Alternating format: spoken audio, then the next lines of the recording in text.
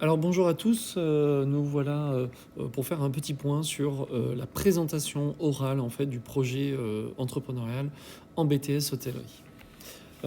Tout d'abord, une première présentation sur les modalités. Donc l'épreuve, comment elle se déroule? Eh bien, vous avez 15 minutes pour présenter votre démarche entrepreneuriale.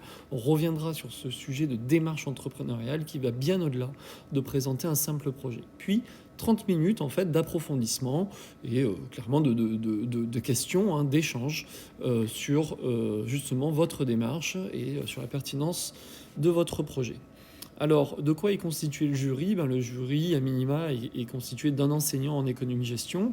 Donc, il peut avoir différentes spécialités, hein, que vous ne saurez peut-être pas, hein. Ça peut être une spécialité plus gestion-finance, une spécialité plutôt RH ou une spécialité plutôt marketing. D'accord? Mais qu'importe, vous avez un enseignant référent en éco-gestion, référent car il connaît en fait vraiment sur le bout des doigts normalement cette épreuve sera accompagné euh, en fait d'un enseignant en STS ou en STC. Donc ça dépendra plus en fait de la disponibilité des enseignants que d'être lié spécifiquement à votre sujet. Bien que le jour de l'épreuve, si on a la possibilité, si on a par exemple un sujet très typé cuisine et qu'on a la possibilité d'avoir vraiment un enseignant STC, eh bien sûr on essaiera de le faire.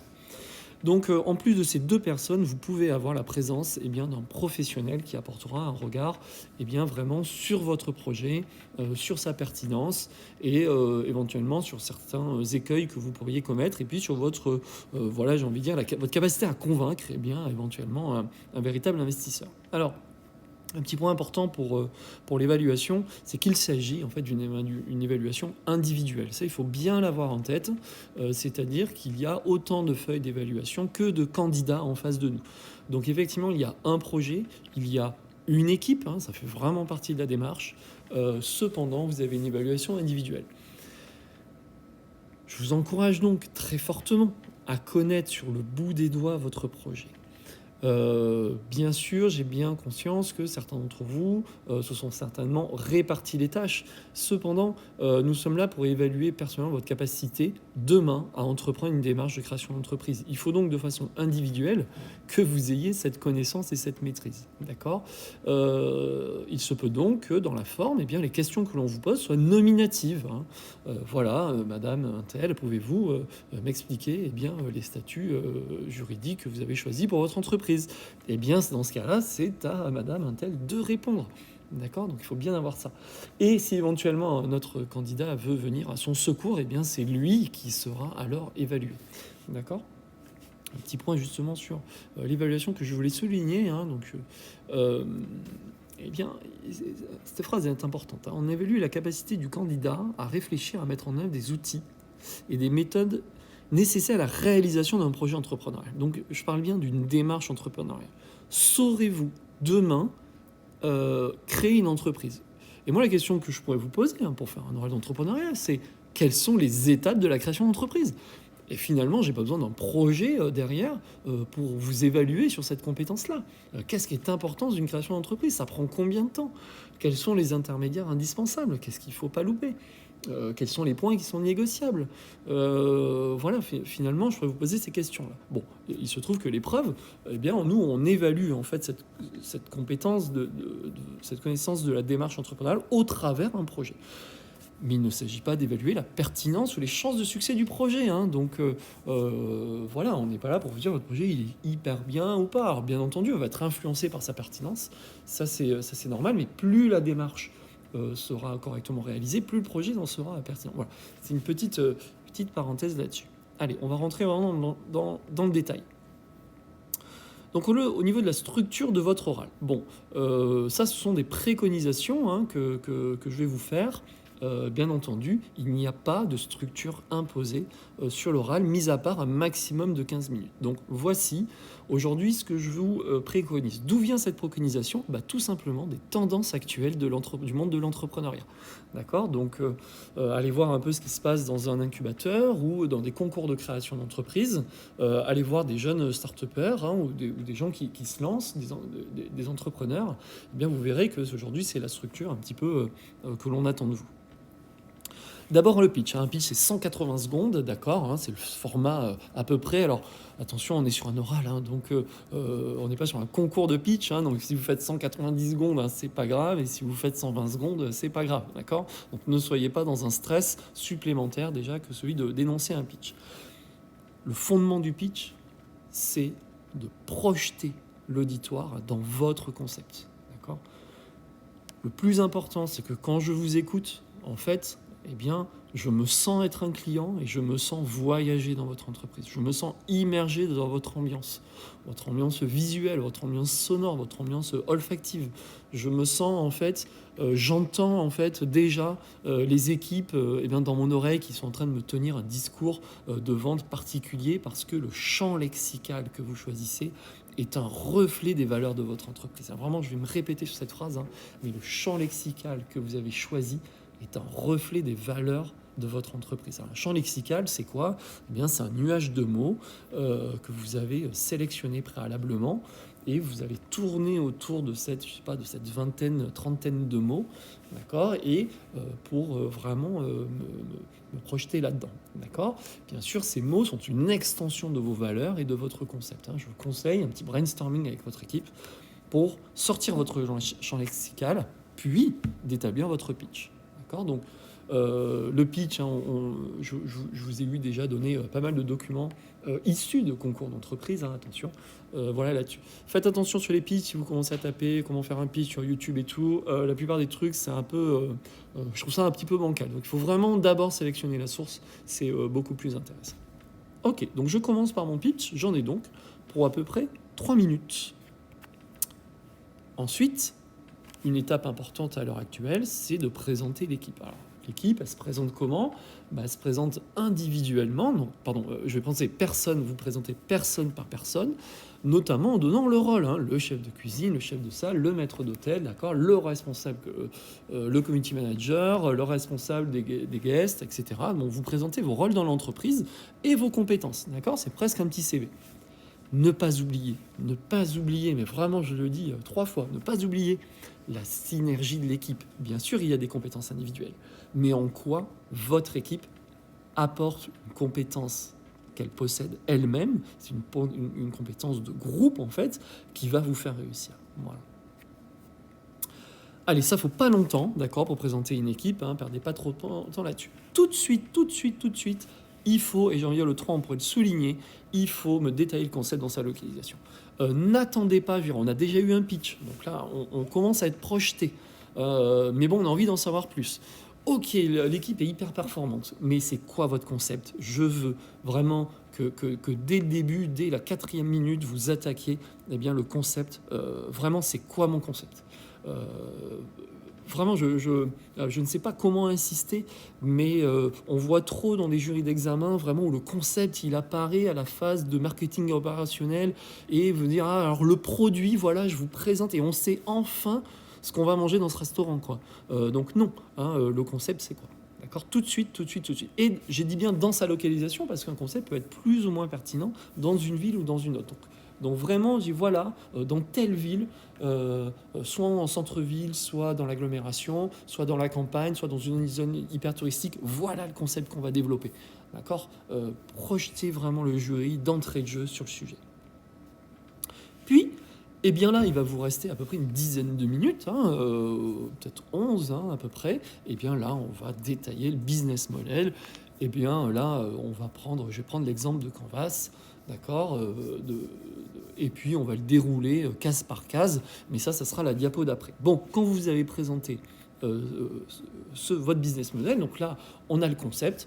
On a le business model, j'ai la démarche entrepreneuriale, et bien n'oubliez pas la petite phrase de fin, les 10 dernières secondes, de conclure sur la pertinence du projet au regard de votre contexte. Vous devez rappeler à votre jury que entre votre phase 3 et phase 4, eh bien, vous avez prouvé que votre projet était pertinent et que votre démarche était maîtrisée. D'accord ? Donc, merci de conclure. Ça fait beaucoup plus professionnel que de dire j'ai terminé. Okay ? Allez, on rentre dans le détail un petit peu du business model. Je me retrouve donc avec mon business model Canvas pour essayer de voir qu'est-ce qu'on peut dire. Bon, la première étape, Donc je vous rappelle que là, le jury a en tête votre concept. Hein, ça, c'est vraiment important. Votre jury a en tête le concept, vous l'avez bien présenté. Donc vous allez rentrer directement sur la case 1, qui est donc le segment client. Le segment client, c'est votre cible. Et je vous encourage, en fait, dans cette partie 1, à intégrer toute votre partie étude de marché. Je vous rappelle que votre étude de marché, elle a pour but de montrer eh bien, les opportunités de marché de votre entreprise. D'accord ? Voilà, hein, votre secteur, un secteur nationalement ou localement se développe, il y a de la clientèle, il y a donc une opportunité de marché.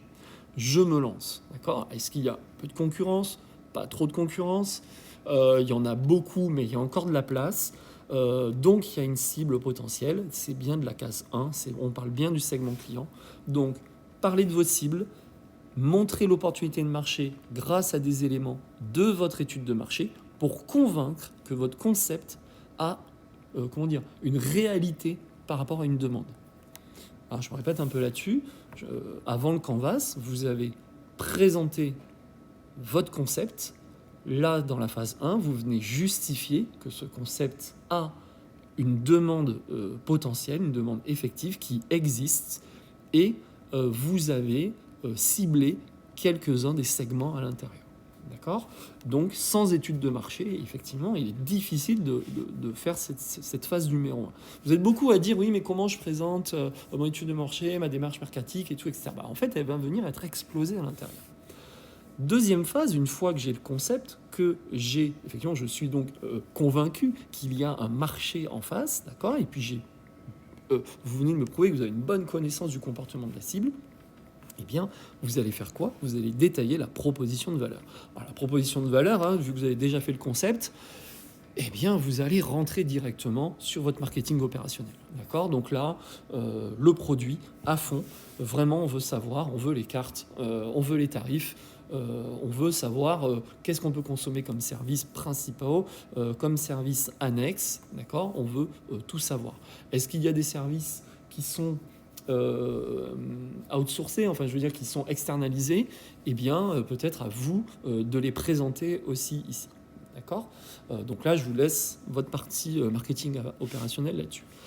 Derrière, eh bien, vous allez compléter votre marketing opérationnel. Vous voyez bien, entre le 2, le 3 et le 4, dans le canvas, eh bien, vous avez les canaux de distribution qui sont donc vos canaux de vente. Alors attention, l'erreur dans Canvas, c'est de mettre les canaux de communication dans la brique numéro 3.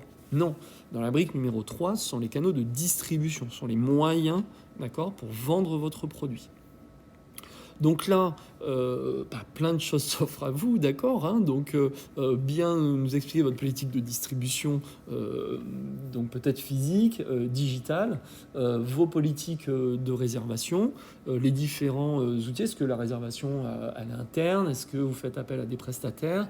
Est-ce que vous passez par des OTA ? Bon, tout ça, ça rentre en ligne de compte. Aujourd'hui, bien sûr, on est sur du click and collect aussi, on est sur de la VAE, mais par qui ? Est-ce qu'elle est interne ? Est-ce qu'elle est externe ? Quels sont vos prestataires ? Voilà, là, on veut le détail. Bon, cette case numéro 3 n'est pas très compliquée à présenter. Par contre, il faut être exhaustif et être très factuel. Là, un joli PowerPoint, en tout cas une cellule, une présentation numérique bien faite peut vous aider. La relation client, elle est de loin, pour moi, c'est vraiment une case 4 de business model Canvas, excusez-moi, qui est très importante. La relation client, anciennement la fidélisation, enfin bon, aujourd'hui on sait que la fidélisation c'est un concept qui tend un peu à péricliter. Donc comment entretenir ma relation client ? C'est ici qu'on va intégrer les réseaux sociaux, d'accord ? Parce que justement un réseau social va nous permettre d'entretenir une relation avec nos clients, d'accord ? Mais la relation client passe aussi peut-être par un traitement vis-à-vis des guests, par un système d'accueil, une formation auprès du personnel spécifique pour créer une atmosphère, une relation client, les problèmes de SAV au sens large, d'accord, post-achat. Est-ce que vous avez des enquêtes ? Est-ce que vous administrez des enquêtes ? Quand ? À quelle fréquence ? Est-ce que ce sont des baromètres ? Est-ce que vous en profitez pour mettre en place une démarche qualité sur l'analyse de tout votre qualitatif ? Bref, c'est une cascade qui peut être extrêmement riche et faire la différence sur beaucoup de projets et de candidats. Et bien ensuite, on passe à gauche en fait de la proposition de valeur. Vous voyez, hein, c'est plutôt très bien fait. Là, pour l'instant, j'étais très client. Et bien à gauche, je vais être très partie prenante en fait. Hein, et c'est ça qui va m'intéresser. Allez, la case 6 et 7, on va assez vite. La case 6 sur les ressources clés. Donc, ce sont les ressources clés. Bon, ça peut être un bâtiment classé, par exemple. Hein, effectivement, si vous cherchez un emplacement précis, ça peut être intéressant. Les ressources clés, ben, c'est là où vous pouvez faire un petit zoom aussi sur vos plans, sur vos statuts, pardon, sur le rachat d'un fonds de commerce ou si c'est une création d'entreprise. Est-ce que vous allez modifier l'immeuble, pas modifier, pardon, votre votre entreprise, est-ce que vous allez la modifier, la redécorer? Donc c'est une ressource clé. Est-ce qu'elle a un matériel qui était neuf, pas neuf? Est-ce que vous allez le changer? Ça, c'est important. Mais on va assez vite. Dans le point numéro 6, le plus important, la plus forte des ressources, c'est l'humain. En plus, en ce moment, sur le marché de l'hôtellerie-restauration, le marché est déséquilibré, d'accord? Donc il est difficile de recruter des gens compétents. Et vraiment, c'est une question de fond. Comment allez-vous recruter? Ça, c'est quelque chose que vous pouvez intégrer aujourd'hui, qui sera très actuel. Comment allez-vous recruter? Donc là, il faut vraiment que vous vous battiez sur ce sujet. Vous allez parler salaire, vous allez parler fiches de poste, vous allez parler organigramme, vous allez parler valeur d'accueil, processus de formation, processus de fidélisation du salarié. Aujourd'hui, s'il vous plaît, on veut des choses actuelles. Hein, sortez un peu de l'organigramme hiérarchico-fonctionnel et hyper vertical qu'on a l'habitude de voir et qui n'apporte rien et qui aujourd'hui ne répond même plus à une tendance, je veux dire, très actuelle vis-à-vis de l'épanouissement du salarié dans une entreprise. Donc, merci d'aller un petit peu point là-dessus. Donc les ressources clés, hein, un petit focus sur le fonds de commerce, un gros focus sur l'humain.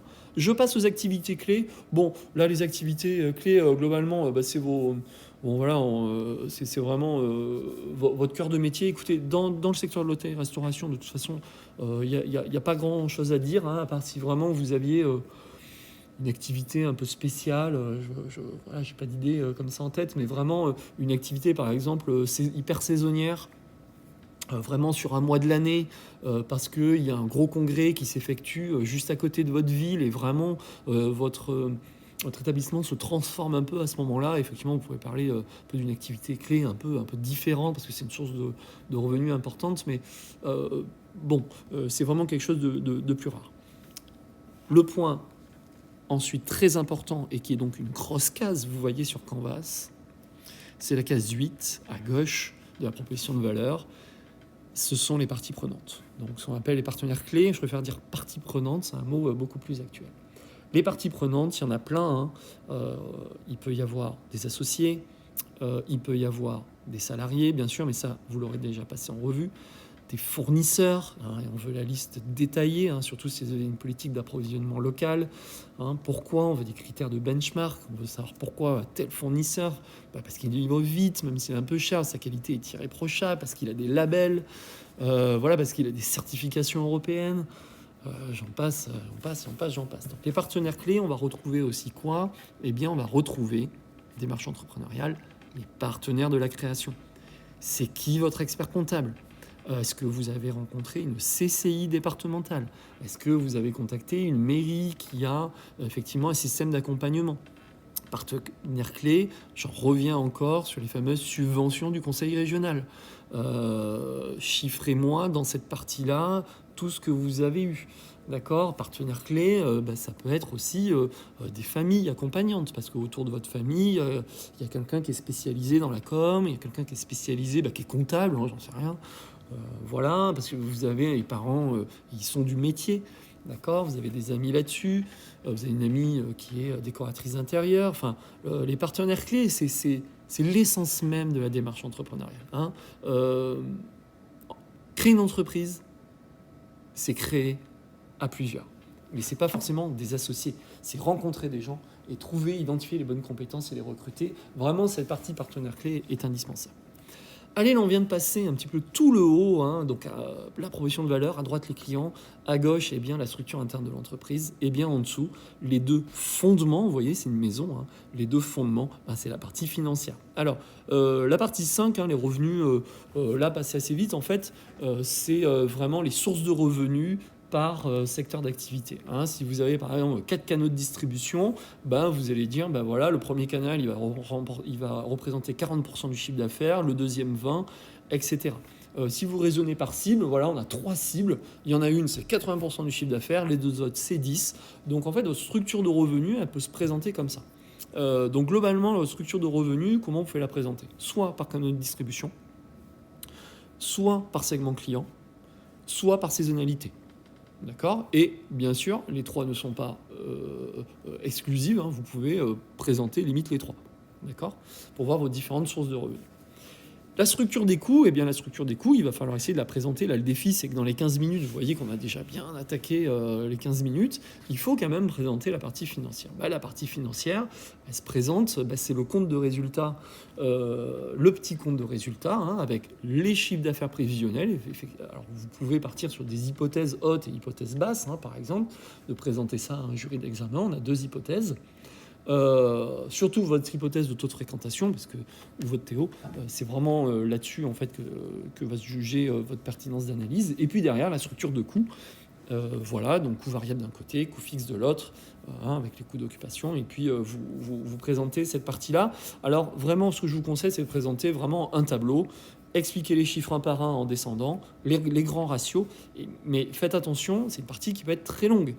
Donc c'est l'art de la synthèse, l'art d'avoir un environnement numérique qui vous facilite en fait votre discours. D'accord? Donc je vous conseille vraiment d'utiliser cette méthode.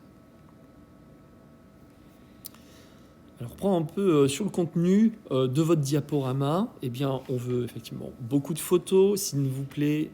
Arrêtez d'utiliser des images Google toutes faites, d'accord, avec les petits bonhommes, avec des gens qui se serrent la main, avec des billets de banque, d'accord. Arrêtez tout ça, ça n'apporte aucune pertinence, on perd le fil, enfin je veux dire c'est vraiment du travail d'amateur, on n'est pas là pour ça, d'accord. Donc mettez des photos de la ville, des photos de votre établissement, de votre fonds de commerce, même s'il y en a à toutes les diapos, alors que c'est pas le sujet, c'est pas grave, ça nous projette.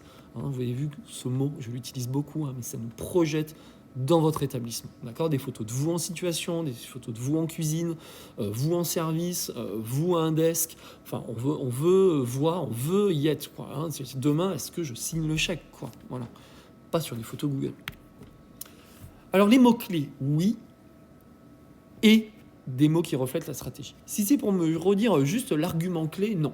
Ce que je veux, c'est des mots liés au positionnement de l'entreprise, des mots liés aux concurrents, des mots liés au comportement du consommateur et donc à votre ciblage client, des mots-clés notamment sur vos répartitions de structure de coûts. Donc on veut des mots, si vous mettez ça, hein, des mots-clés stratégiques qui nous font comprendre vos partis pris d'entreprise.